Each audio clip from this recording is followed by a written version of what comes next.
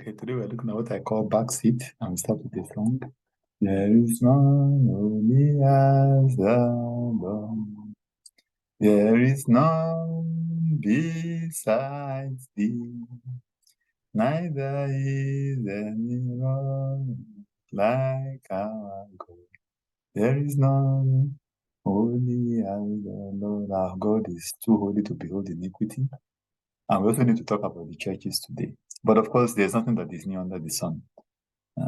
Because if you look at Paul writing to the Corinthians, 1 Corinthians chapter 5, verse 5, deliver such a one to Satan for the destruction of the flesh, that the spirit may be saved in the day of Christ. So people can actually be delivered to Satan even though they're in the church.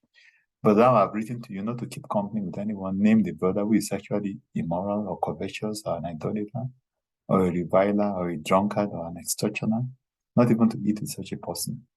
But what do you have in today's church? You have those in leadership. You would have thought that maybe she was pregnant, when she was still an unbeliever. But now she's in leadership, she's pregnant again out of wedlock, and the church is just keeping quiet. You have people that are fraudulent and also in leadership in the church. They've not been delivered to Satan or handed over to Satan. They've not been given backseat. In the past, you'll be brought out in front of the congregation by the pastor. They will give you a backseat. Nobody will call you a brother or a sister until you've served your suspension. But now everybody is trying to be politically correct. Nobody is being corrected publicly anymore. So sin is on all fours in the church. It is on steroids. We need to go back to the old-time religion by rebuking sin openly.